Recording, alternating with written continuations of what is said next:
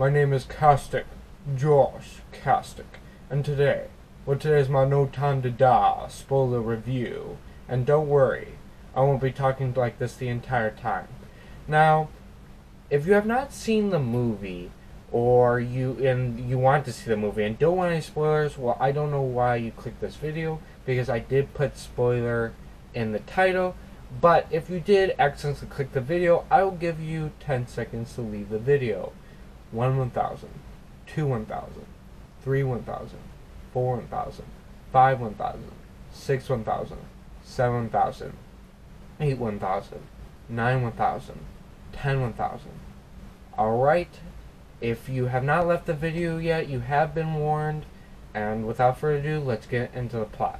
Well, it starts off in like this secluded area, like in the forest, and there's snow, and they have this some house in there. In the house, we live a sick mother and a young daughter trying to help her and stuff like that. Well, this weird guy with a mask shows up, and he breaks into the house. The daughter goes hiding, and he talks to the mother, talking about how her husband and the daughter's father killed his entire family and stuff like that while he was there, and he was the only survivor and stuff like that. Well, he goes in and she's just telling him, well, my husband isn't here and stuff like that. Well, then the guy shoots the mother dead.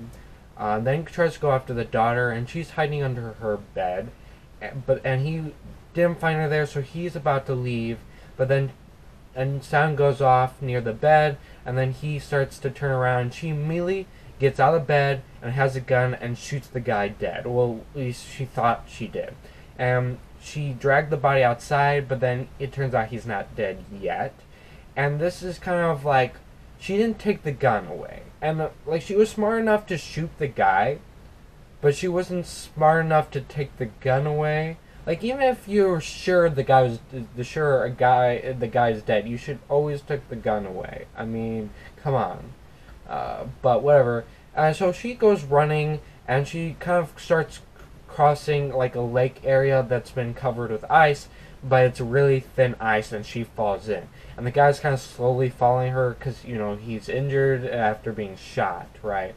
And so, we find out later, he's trying to shoot her while she's in the water, and he breaks the ice and is trying to pull her out. But it actually turns out later, that he actually was trying to save her, because he kind of sees himself in her in this moment when her father was trying to kill his family, and he was in the same position. But right when she's being pulled out, it immediately cuts to her being older, swimming in the water, and it turns out this girl's actually Madeleine from the last movie, Spectre. So this is why you really need to see the other James Bond movies to like understand what's going on here. Now James Bond is on the shore, and he walks up, and then she gets back to shore, and then they go driving somewhere and to this kind of beautiful looking city, kind of nice looking area, and they're on a vacation. Well, it turns out this place is where James Bond's former lover is, and before Madeleine can fully give her life to him, I guess, in a way, she wanted him to get over this woman. Okay, so he goes off, and he in the morning goes off to pay respects to this woman. I don't remember her name or anything like that. And then there he finds a card that's put, I think, is the Spectre symbol, because it's been a while since I've seen the Spectre movie, so I'm just trying to remember everything, or trying to remember stuff. But the tomb or whatever, the part blows up, and then he he's injured, but he gets up and he starts trying to get back to Madeleine. And then he gets targeted by more Spectre members, including a guy named Primo, I think his name. He had a prosthetic eye or whatever, so it's kind of interesting. But he was actually able to escape them and get to Madeleine with all her stuff, and they got left. And he's upset with Madeleine because, if you don't remember, her father used to be a Spectre member, so This is kind of he thinks that this has something to do with her, that this is how Spectre got here because of her and her secrets and stuff like that. And so they are able to they were, after a huge battle sequence and even his car getting damaged and stuff like that, they were able to escape and get to a train where he just puts meddling on the train, saying I'm never going to see you again because you did this and this, or your secrets and stuff like that. And in the process, she seems like she was trying to tell him something while holding her stomach. So it's like, wait a minute, she's pregnant with James Bond's child? That's kind of interesting. But she goes off the train and James Bond goes off, and then we have a time jump and James Bond is in some other secluded area, like on vacation or something like that. I wouldn't say vacation, but if you don't remember from the last movie, he kind of stopped being part of the Secret Service and stuff like that.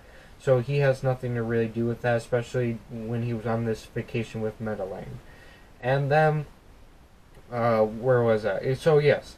So the next part is his friend Felix and some guy named Logan Ash kind of show up and to tell him about Spectre again. There's this entire weaponry and everything that they need his help to get the scientists and stuff like that from him. He's in Cuba.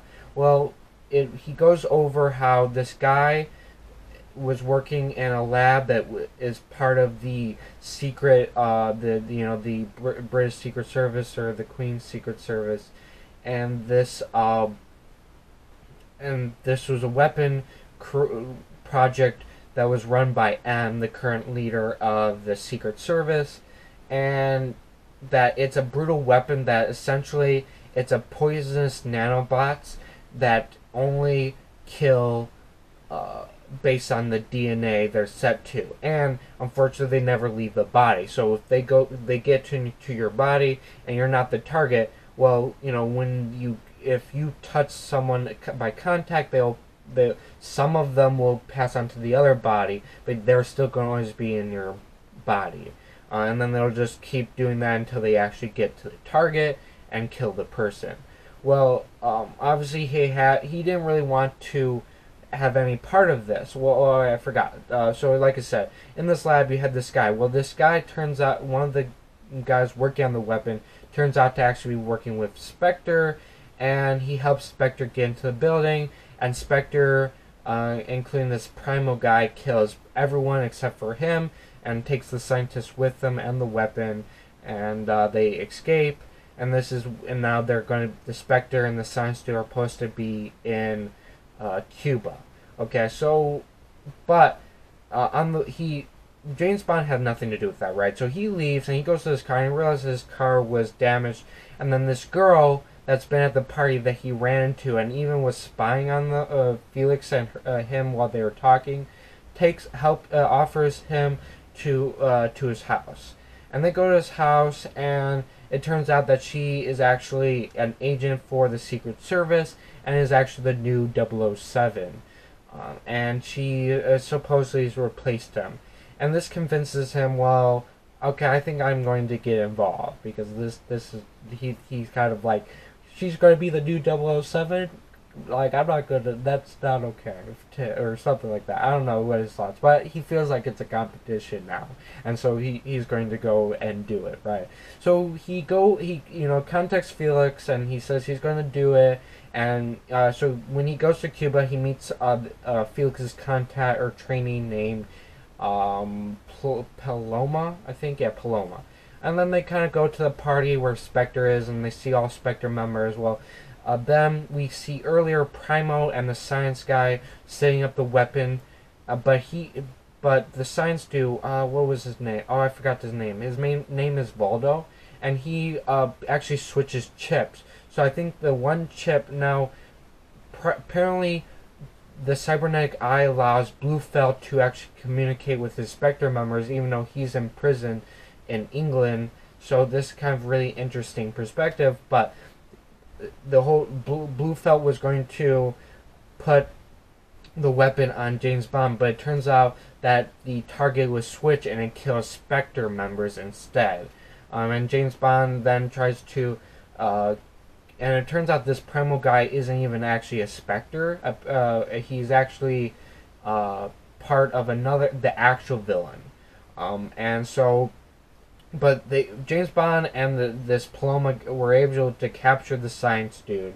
But then Nomi comes in and then captures the science guy. But because of all the shooting going around, she was trapped on a balcony with the science dude, and the science dude was able to sneak into kind of a platform in which the Paloma girl gets into a car, runs into the platform, and he falls down. And James Bond is able to grab the guy, and then they escape. Although Paloma stays, and then James Bond steals Nomi's plane, and they go off to Felix's plane.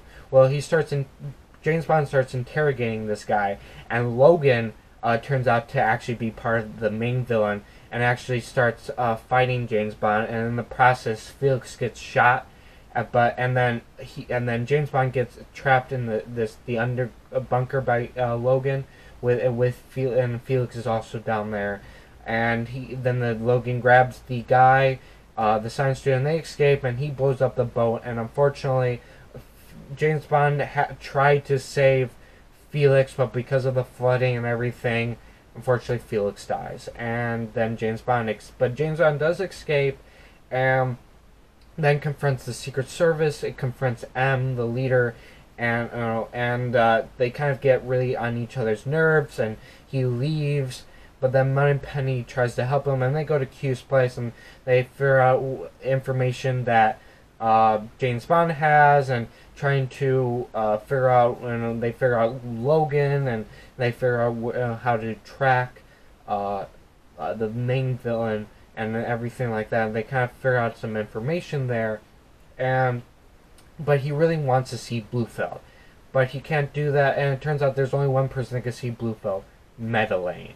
And then so he goes confront M again in some public, and then he's reinstated as a 00. No, we don't know his number or anything like this at this point. But there was like a comedy bit where Nomi kept asking what his number, because he didn't want her number taken away, because she's the new 007. He was the former 007, so it's like, well, if he's reinstated, he's really good. They might give him back his number. So she was worried about that, but yeah. So that's kind of how it works, right? And then they do more research. They're starting to work together, and he goes to talk with Blofeld, but then we see the main villain. We see Madeleine at her home, and it turns out that or is it her home or her office? I don't know, but the main villain, whose name is Sulfin, is there, and he actually turns out to be the dude that killed her mother and everything earlier. And he said he gave her the weapon because he's the main villain, right? And he says that you're going to kill Blofeld by putting on this and stuff. Well, James Bond and her meet for the first time at this prison, but then they're both going to interrogate Blofeld. Well, she gets cold feet and she doesn't want to kill anything, but James Bond actually touched her arm before she left.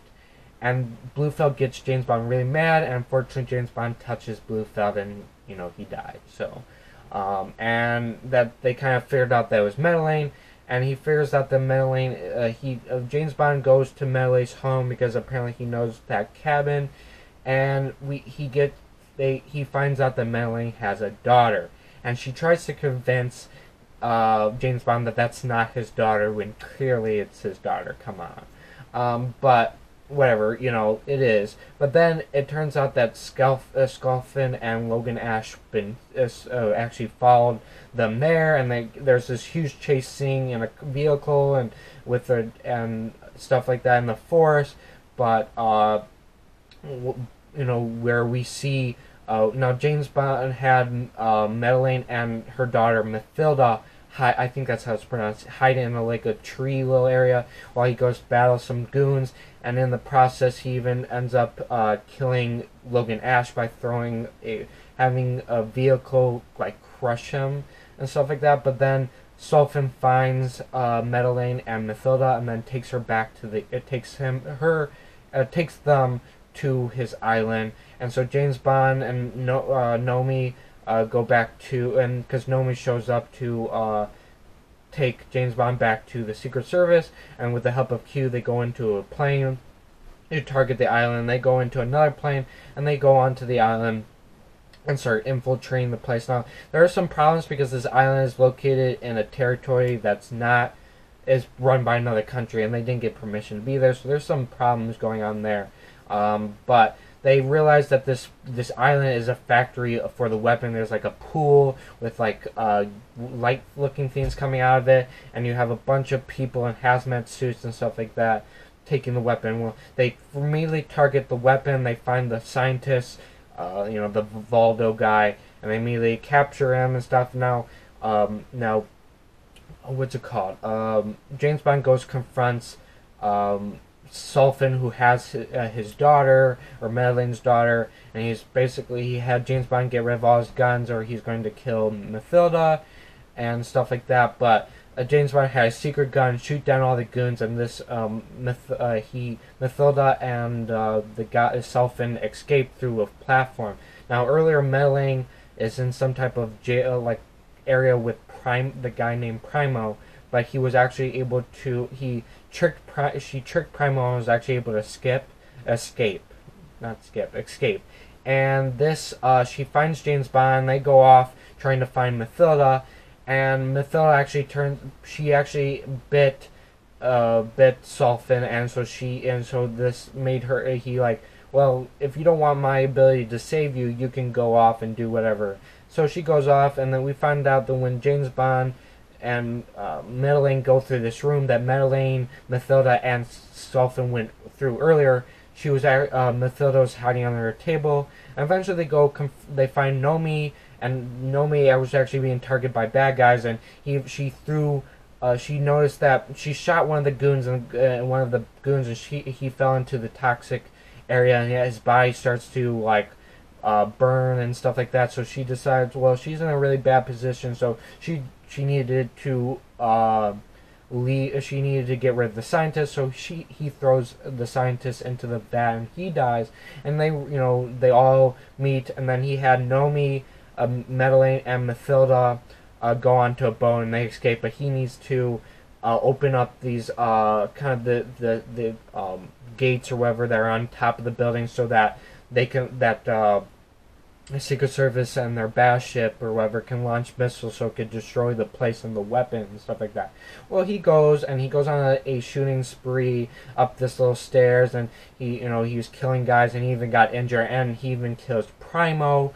And he gets to the control room, opens up the gates, and then he leaves. But then he notices that the gates are closing again because of Sulfin, and he goes over trying to get back to the whole control room, where now essentially these gates are actually covered with like a water pool, and when the gates open, the water pool goes away. But now the water pool is re-established, and he goes in, and Sulfin shoots him in there. And then Sulfin gets closer to James Bond, and he's not dead yet, or he isn't killed or whatever, and they kind of have a battle in the water. But then Sulfin activates the weapon, and so this is going to kill him. So unfortunately, James Bond is poisoned, and they're all going to.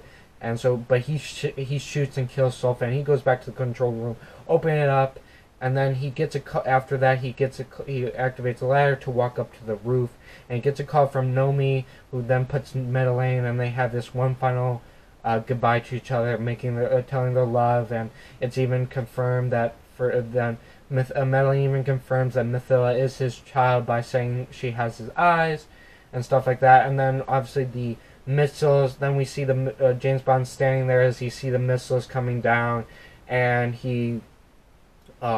then we just see the missiles hit the base, and James Bond is dead. An interesting way to go out. Then the last scene is pretty much all the Secret Service members. You got Q, Moneypenny, Nomi. What was his name? I forgot his name. Was it Bill Tanner, the second in command to M, and then obviously, and they do this one final commemoration to James Bond with alcohol, and he reads a verse and stuff like that from the Bible. So that's kind of interesting. And then the last scene is Mathilda and Madeleine driving in James Bond's car with Mathilda, and this car is the car that James Bond left at their house from the earlier scene when they had to escape and stuff like that. And she says, "Let me tell you of a very cool guy," or something like that, named James Bond, and you just see Mathilda smile, and that's pretty much how it ends. So that's pretty much the entire movie. I really enjoyed it. I think it definitely had a very interesting story. A lot more tame compared to the other James Bond movies, I have to say. But even that, but more, not, I wouldn't say the violence side, but more of the, it's James Bond. He's going to... But you understand if you've seen the other James Bond movies. I'm not going to go in details under that circumstances. But I still enjoyed the story. I thought I enjoyed the characters. I thought it was kind of interesting that James Bond has a child now. I thought that was kind of interesting, and definitely the ending. It's for Daniel Craig. It's such a cool way to go out, I guess, for Daniel Craig to be for James Bond. Because this is his last movie being James Bond, and so that's kind of interesting. But I would have liked a more happy ending. I prefer... Not that this ending isn't bad. Like, I did enjoy the ending. I thought it was cool that he goes out this way. I still would prefer if he had a happy ending and actually lived with Madeleine and get to raise his daughter. I would have preferred that if I were making this movie. But it is what it is. Now it's going to be interesting. And then, like I said, the action is really well done as well, as always for a James Bond movie. This is the thing with difference between James Bond and the Black Widow film.